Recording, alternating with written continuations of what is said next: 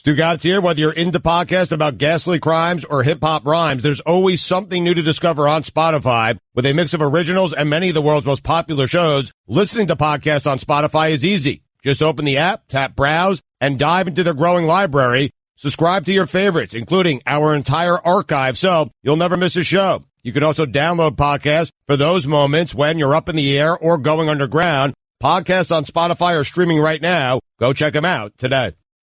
Check out ESPN Films' newly released 30 for 30 podcasts. From the producers of our award-winning documentary series, this is an amazing collection of sports stories you need to hear to believe. Speaking of amazing, Delta Airlines and the Fly Delta app make your travel experience amazingly easy with real-time bag tracking, e-boarding, and passport scanning during check-in. And don't forget to download 30 for 30 podcasts to fill your flight with stories that will keep you coming back for more. Stugotz. So it's me versus you. My dad's in town. Can I offer him an invitation? Stugotz. What just happened there? Did I have a stroke? This is the Stugotz Show with Dan Batard on ESPN Radio. ESPN Radio is presented by Progressive Insurance. Rob Manfred going to join us this hour on the Shell Pennzoil Performance Line. Here's your SportsCenter update. The New York Mets have reached out to free agent Adrian Gonzalez. Agon. Really? Why? I mean, the Mets. What a disaster. Just tired of it. Mike Tomlin, who was on the NFL's competition committee, says he expects an off-season review of the catch rule. We all do. And finally, the gift card was invented by Blockbuster in 1994 to combat counterfeit paper gift certificates. It's interesting. No matter what your budget is, take the JCPenney Holiday Challenge. Find surprising gifts at even more surprising prices. Save on toys, apparel, and name-brand gifts your family will absolutely love. Come in the store or go online. It's jcp.com and get everything on your list for less than you think. JCPenney. For all the latest headlines and information, tune in to SportsCenter on ESPN Radio all throughout the day. So I do not want to overpromise and underdeliver, but the Commissioner of Baseball is coming on in 1/2 hour, and I have some difficult questions for him because South Florida has been screwed by baseball and left a gift basket. And so I'm going to talk to him about that. We're going to talk to him about that in a half hour. We're going to see how it goes. I have no idea. Maybe he embarrasses me. Maybe he's so good that I'm the one who ends up looking like an idiot. That's possible. But I just do want to ask questions that aren't the easy ones that these guys always get. South Florida got bleeped here. The country doesn't care about it, and this show does. So that's where we are. All right. My money's on you, man. In fact, I might watch it like a sport and just sit back and maybe keep score of what's going on here. It's going to be exciting. Fireworks. I don't think we've ever done this before, and I'm not predicting fireworks, but I don't think we've ever done exactly this before, where I'm going into an interview and I'm bothered. Usually, like, we invite people in here, and it's like, come on in here. It'll be fun. You'll enjoy yourself. Maybe I'll do some awkward things. I'll make you uncomfortable because I do something stupid. But we're in it for the fun. Like, when have you guys ever heard me brawl with a guest? Like, I don't do argument shows. I don't want the sparks from contentious radio. Like, that's not something I've ever aspired to. Right. But I want to use the journalism and the power that this city and sports have given me to hold the powerful accountable for a business decision that ended up hurting the people of South Florida in a way that's offensive to me. It's personally offensive. As someone, this is the only city I've ever loved, and I don't think that sport deserves to have a single fan in the seat on opening day, not one. And so I want to ask the commissioner why we should expect one fan to attend Marlins baseball games.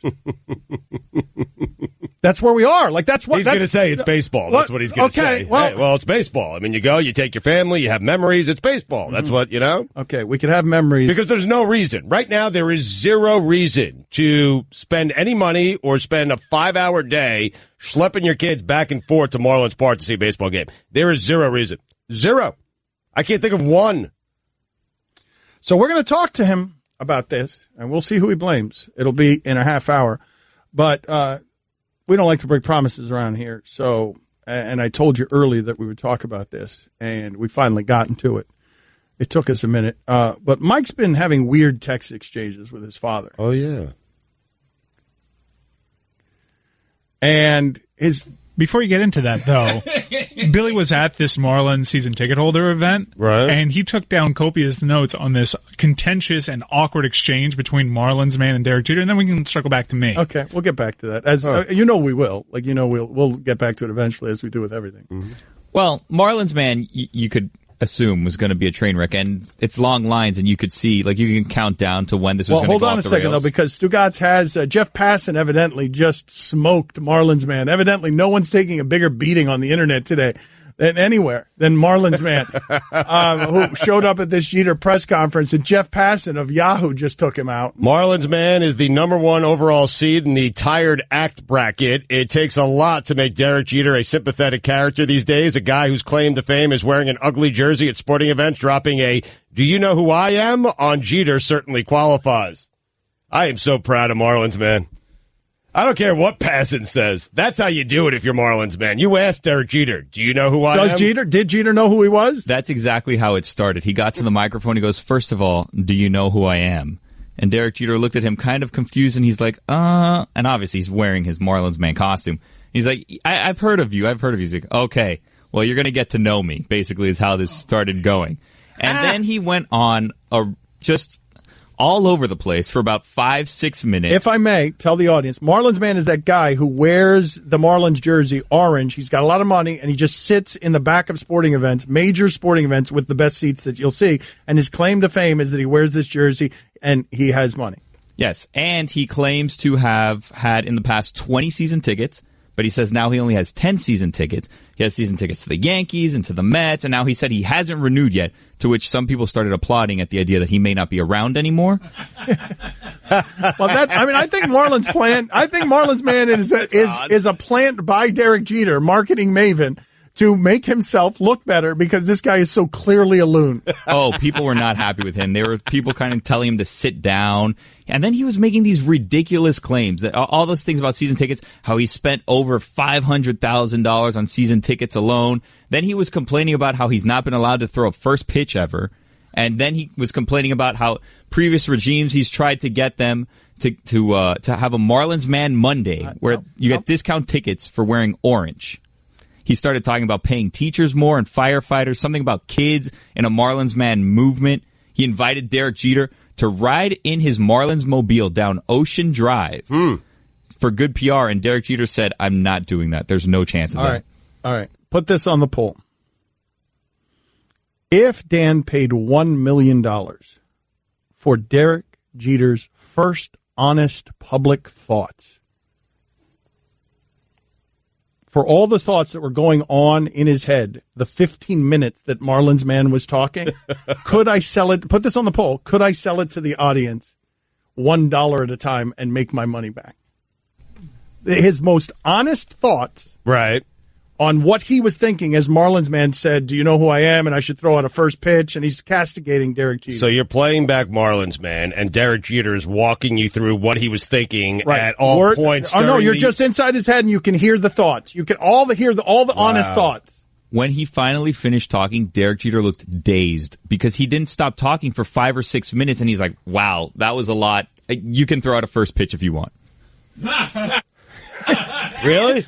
He said he could throw out a first. Well, because he was also saying he wanted. Wow, Stugotz of the day right there. That's all Marlins man cared about. Now to the good stuff. It was worth his time. It's the holiday season. And that means you have to drive your car to somewhere you really don't want to be. Maybe it's your in-laws, maybe someone else. Before your spouse nags you about it, you inevitably give in. Who wrote this? How unhappy are you? Get Hum by Verizon. So you know it's the one who just had her baby. So you know if your car can make the trip or not. Tell them, Stugotz. Yep, I love Hum by Verizon. I've had it in my car for months now. It really is fantastic. The technology is absolutely amazing, and the peace of mind even better. Hum is the connected car system that helps you know what you need to know about your car. I love it because I can check my car's health from my phone. I get an update every single morning. It's emailed to me telling me that my car is okay. And if it's not okay, then I know I have to take it in to get some work done on it. I also get help if I'm stuck on the side of the road, and if Hum detects a crash, it automatically notifies emergency services. It's a really smart way, guys, to stay informed about your car and those who drive it and keep your family safer on the road. Get Hum and get where you're going. Do it today. Learn more at hum.com. Our show has set and broken every ratings record.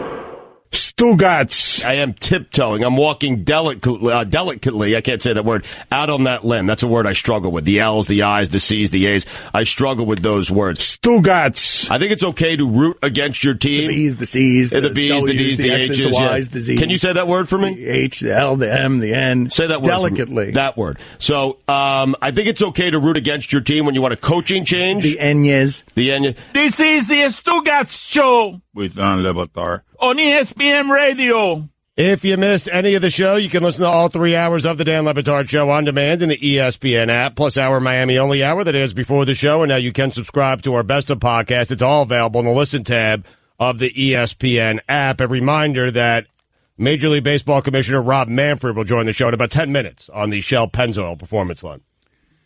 People seem to be excited about that, even though I'm not checking my phone and my messages. People seem to be very excited about. When are you ever excited for a commissioner interview? I don't know, but people are excited for this particular one. People are like bracing themselves. They have planned their day around this. I'm telling you, I'm seeing the text and the tweets. You're not. I like to reduce expectations so that you can exceed them. It makes life easier. So I don't know what's going to happen here. Rob Manfred, the commissioner of baseball, is very polished. Yep. And these guys in these roles can get on the radio and they can handle themselves deftly. You almost can't get that job unless you can, which is one of the surprising things about Roger Goodell in general. I imagine when you were calling him out and trying to smoke him out, and that got back to Manfred, and he's sitting in his office, and he goes, right. Child play. Right. Let's go. Put me on. Right. Let's go. Right. Because I didn't think he would get bullied into that. I thought we were going to get months of bits out of it, radio bits. Like just, I thought we were very close to sending a hip-hop singing hot dog to his office yesterday until we learned, he's coming on with you tomorrow. It's really too bad how it worked out. Well, no, I'm sending that hot dog to Bruce Sherman's house. Oh, really? Oh, yeah. Nice. Like, how do I find this guy? In fact, that might be my last question to Manfred. Do you have Sherman's number? Can you get me Sherman? This guy who's using Derek Jeter. How's that for a question? How's that? I'm going to ask that question. Should I ask it just like that? Is Bruce Sherman using Derek Jeter as a meat shield? Yes, please ask that question that way. All right, let me write that down. I got to write down some questions here. Let me write that. I'm just going to write down meat shield. All right. How much silence is there going to be? I don't know. Like the pocket of silence from when you say the word shield until Rob Manfred answers that question. Well, what do you guys think is going to happen? I think Rob Manfred's going to do well. I think he might cool you down a little bit. I really do. Do you? Okay. You can be cooled down if he presents some facts. Not really. What if he presents some facts? Okay, well then I don't anymore. Well, I don't think I can be cooled down because I don't think he has facts I don't have. Okay. I feel like I know what happened here, and I know that my city got bleeped. Like I'm just asking you, what if he does? What if he has a couple of nuggets that you're not aware of? But see, I don't have. That's fine if he does. That's great for the audience, and then that gets answers for the public. This is not about me and my ego. Like I'm not looking to outsmart him or win this. I'm looking to get answers to my questions about something that deserves answers. Like I'm not looking to turn this into him as a piñata or let's do a fireworks show of contention. Stugotz.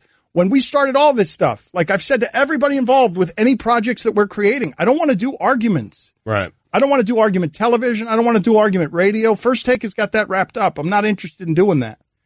So I'm not interested in embarrassing Rob Manfred. I'm interested in asking him difficult questions and hearing what his answers are and being able to spot. I don't know, Mike, if you could add anything to this, like a sound underneath or something, when you can smell the BS.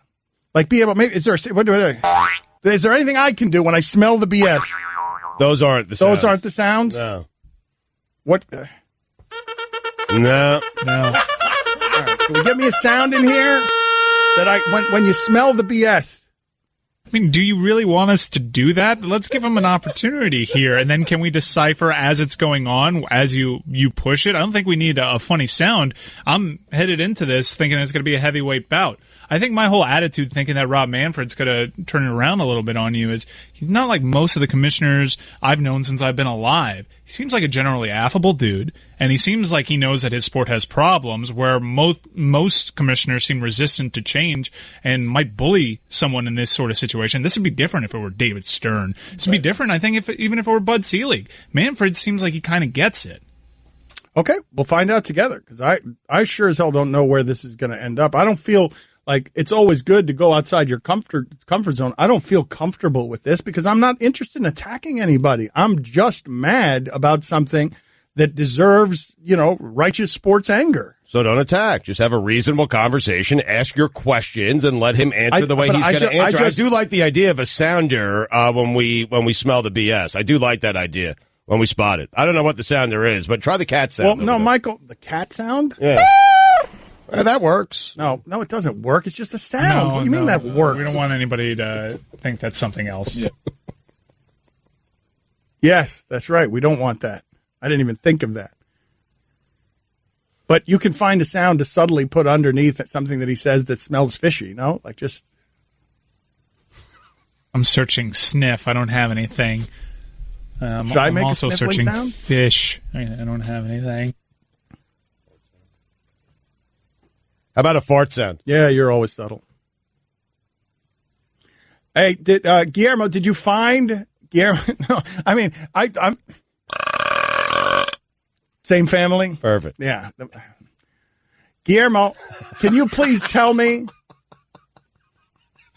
What are you laughing about? Mike is holding up a dead fish right now.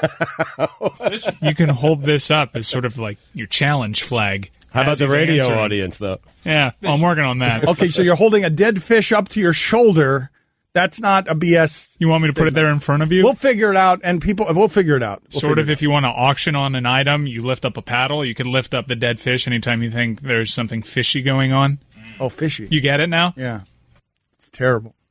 Someone is saying the classic suey. Well, we've been doing that one for years. For those of you who are new to the gathering around here, Kobe Bryant had a rap song. I think it had some Italian in it many years ago. We put it before the godfather of booty music in Miami, Luther Campbell, a man who has run hip-hop in Miami for a long time. And he called that rap sewage, worse than hot garbage. It was Sewage. We haven't broken that out in a while. When an interview goes bad or when an interview stinks and we know it stinks and we want to let the audience know it stinks, you will sometimes hear 4, 5, 6 minutes in this. Sewage. I miss that. I miss it too. What do you think about this? That's a nostalgia, man. That was probably 15 years ago. Yeah. Oh, that's pretty good. That's good. That's good. It could be subtle enough. If it's low, it's just our audience gets it, and it won't throw Manfred off. And he won't take it disrespectfully, right? Yeah. If he can't tell what's going on. Yeah, sniffles. I would say that or a fart set. So, Guillermo, what did you find in the fartchives that you were looking at before as we tried to examine the various controversies in sports? Chris Collinsworth, we don't have this sound nationally. Chris Collinsworth is alleged to have farted during the Sunday night telecast in a way that people heard. I don't know whether he's denying it or not. Allison, can you get him on so I can ask him after Manfred? And also, we've already done this with Mike Ditka. I'm sure, remember that's probably the only time the show has been legitimately contentious with a guest, when it was accusing Mike Ditka of farting on the set of Sunday Night Countdown. What an odd thing to get contentious. Susie, I was from Philly, but they got rid of me, so I'm going with the Giants. Well, let's see, if the Giants win, they're in first. I mean, we were accusing Boomer. We weren't sure. Then we accused, but we still don't have an answer to what happened there. Ditka never confirmed it. He just came at us and yelled at us and told us to knock it off.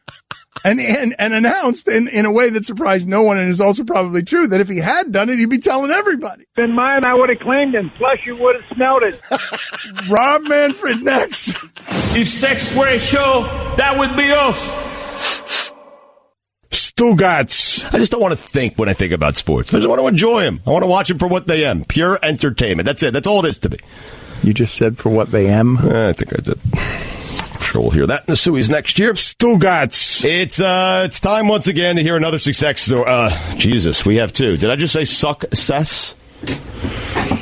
I suck. This is the Stugotz Show with Dan Batard on ESPN Radio.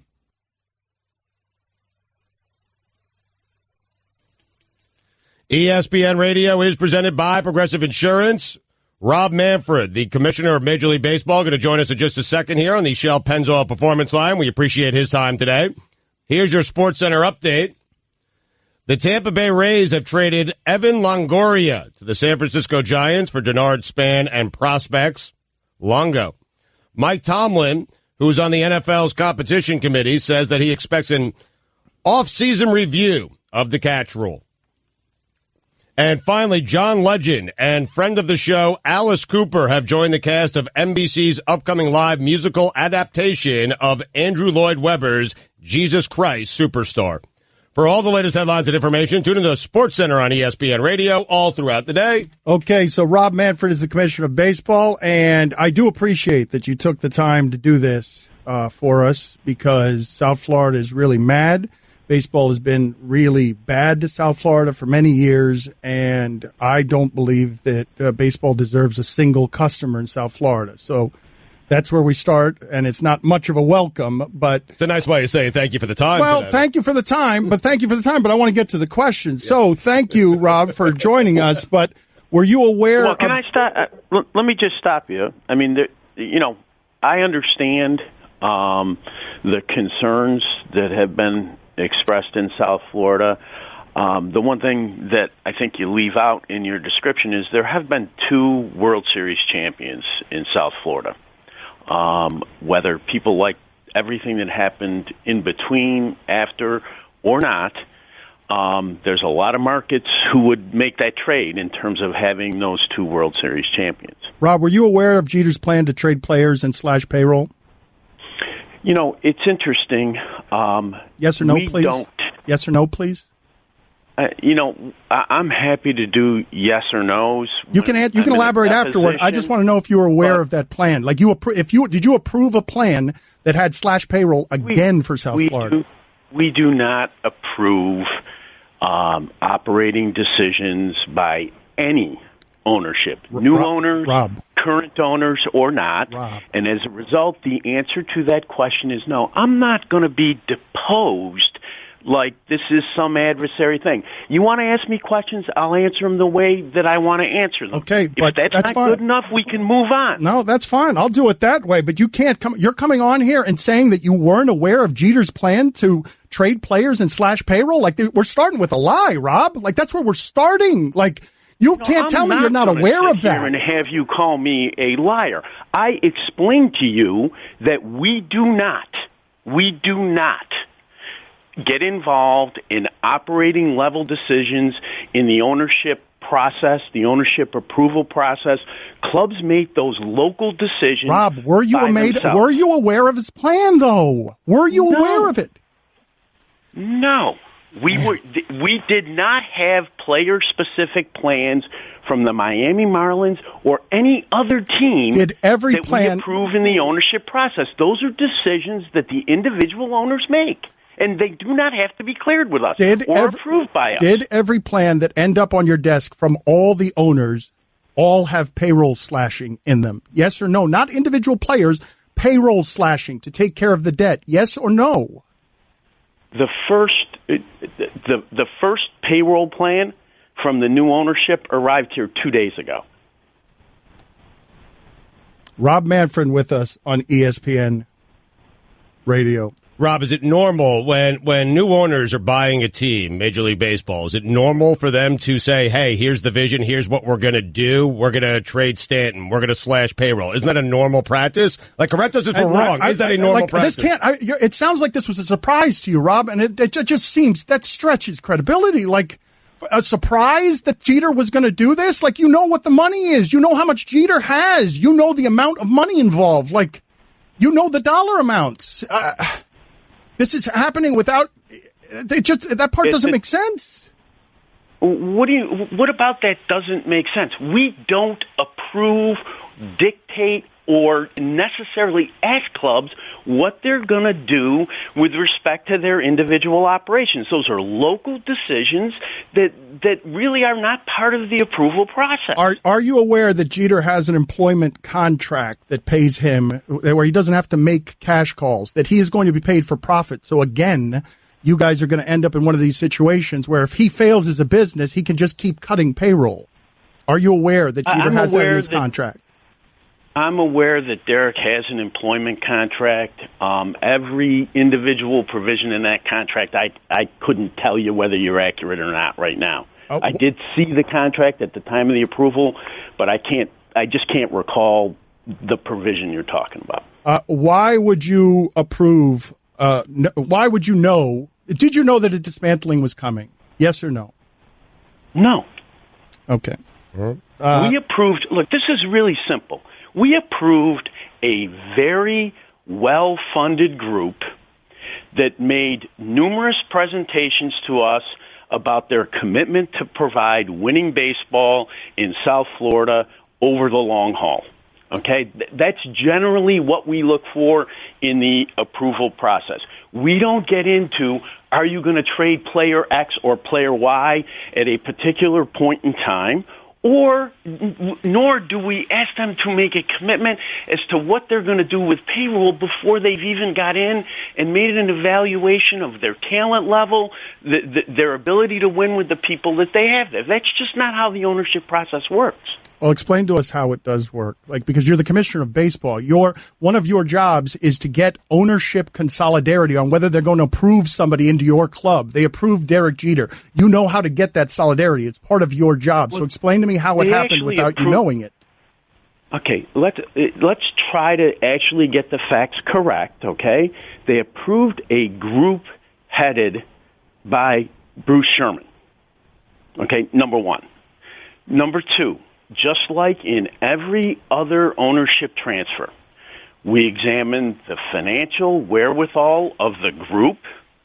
We made sure that the governance structure of the partnership was consistent with our rules, and we had interviews with the people who were going to be running the club to get a general understanding of their approach to running the club. Everyone that was involved in that process, including me, was convinced that this group is committed to winning baseball in South Florida over the long haul. Is Bruce Sherman using Derek Jeter as a meat shield? You'd have to ask Mr. Sherman what. Well, I tried to, but his secretary sent me to Derek Jeter. She referred all questions to Derek Jeter. I tried to. I did that on the air. She told me, please talk to Mr. Jeter. Who is Bruce Sherman? Who is he, and why was he approved? Because all the bids came in low on cash. That's actually not true. I mean, I know you keep saying these things on the radio, but you have no idea what the cash was in this deal. The fact of the matter is, this club, after the transaction, had the same amount of debt as it had pre-transaction, and the largest commitment of equity of any franchise in the history of Major League Baseball. But Rob, they have to the single largest commitment of equity ever in the history of the game. Well, I know that, Rob. I know that part. The reason I interrupt you is because I think you cared more about that $1.2 billion asking price than you did about the fans of South Florida. Yeah. Well, can I tell you something? You actually have no idea what I care about and don't care about. The fact of the matter is, a competitive club in each one of our 30 markets is my foremost concern. Well, but Rob, you got a problem here now, though, because you're not going to have many fans. They want to get the revenue up. They're not going to be able to get the revenue up because of the hostility in this market, because this has happened 4 times. And now it happened after trading Cabrera with a new stadium with Giancarlo Stanton. Like, the revenue's never going to get up unless they win. And if they don't win, then we've got a ballpark and baseball just failing here at everything but business, because you still got your $1.2 billion. I know that you have yourself fairly worked up on this topic, but I'd offer you the following facts as a matter of perspective. Okay, baseball has always been a cyclical business. Probably the best example of that is what we've seen in the last 5 years. In 2012, San Francisco and Detroit were in the World Series. They're going to pick 1-2 in the draft this year. In 2013, based on 2012 results, the teams that were 1 through 5 in the draft, Houston, the Cubs, Colorado, Minnesota, and Cleveland, we're all in the playoffs this year. The strategy that apparently the Marlins have adopted is one that is tried and true in baseball. I'm not saying it's without pain. As a matter of fact, I think the fans in Houston endured some bad seasons. But it was a process that ultimately produced a winner, and that process is really dominant in terms of the thinking in our game right now, in terms of particularly smaller markets' ability to win. Teams are reportedly getting $50 million each from BAM Tech. Are they free to use it as they please, or does that money have to go to what's happening on the field? No, the teams are free to use the proceeds of the BAM Tech sale and all other centrally generated revenues in the way that they see fit. If I may ask you, Rob Manfred, Commissioner of Baseball, with us on ESPN Radio. This television contract is allegedly a salve that's going to finally get business money flowing. The ESPN purchase of Fox seems to me, and I don't know what I'm talking about here because I don't know this business, but it seems to me like ESPN buying sports and taking the leverage away from that contract actually being as big as it can be. Does the ESPN purchase of Fox and this regional sports thing concern you in terms of how much money they can actually get to make this plan work? No, it really doesn't concern me. I think that all indications that we've had is that Disney and ESPN are going to be committed to the local market in the same way, the RSNs in the same way that Fox was. It's a question of identity of bidders. Our content, including local content, has tremendous value, and because of the value associated with live sports, I think teams, including the Marlins, will continue to have leverage in this market. Commissioner, I beg you not to be the commissioner when you answer this question. I make you a Miami sports fan, okay? You're a sports fan living down here in Miami.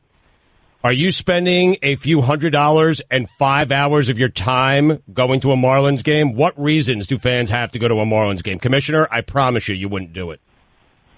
Look, I think that Major League Baseball in all of our markets is a fundamentally sound entertainment product.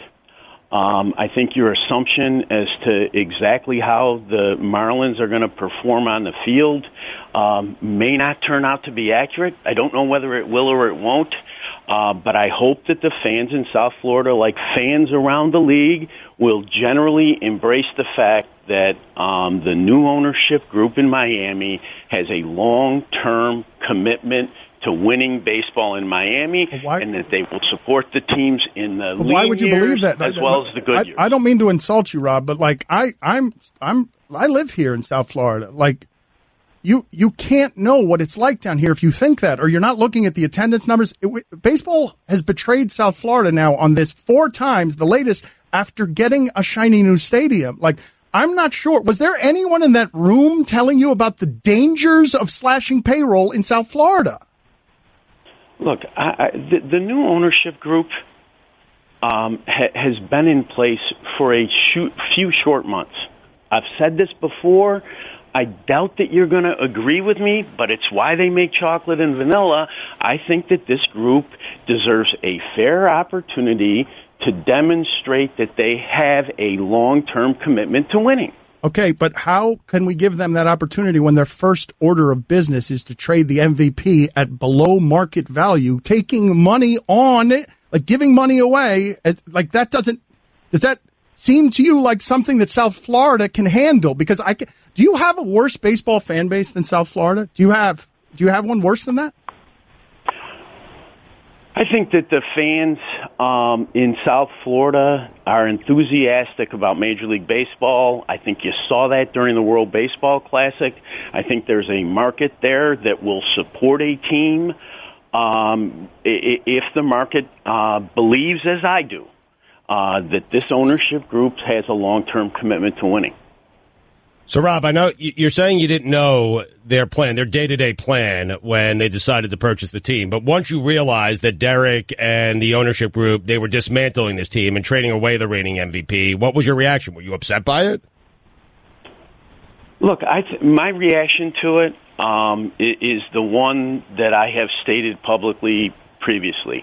I can understand And I try not to make baseball decisions because, I am not a talent guy. I can understand how you could look at the situation in Miami and decide that the best course of action for this club, given how good it was on the offensive side and where it was from a pitching perspective, that the best course of action was to reload and try to win over the long haul. I understand why they might have reached that conclusion.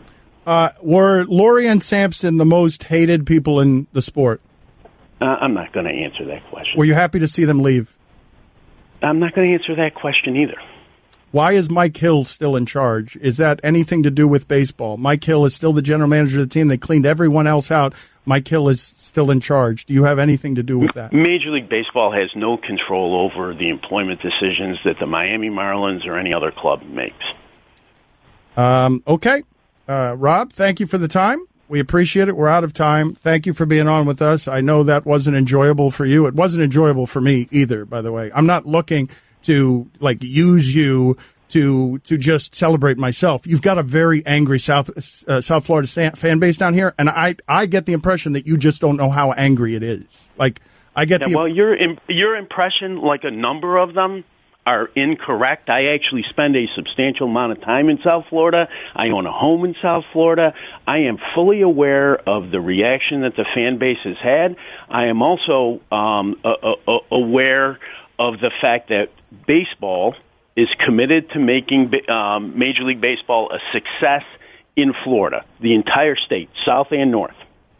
But you can do that now because you got a stadium with taxpayer money. You do understand that portion of it, right? The three other dismantlings you can make an argument for, the very rational baseball argument that you're making. But we were told when Miguel Cabrera was traded that when they got a new taxpayer stadium, it wouldn't happen anymore. You understand that, though, right?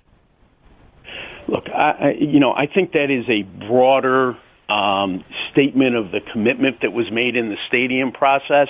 I don't think anybody ever committed that a particular player wasn't going to be traded in an effort to be competitive over the long haul.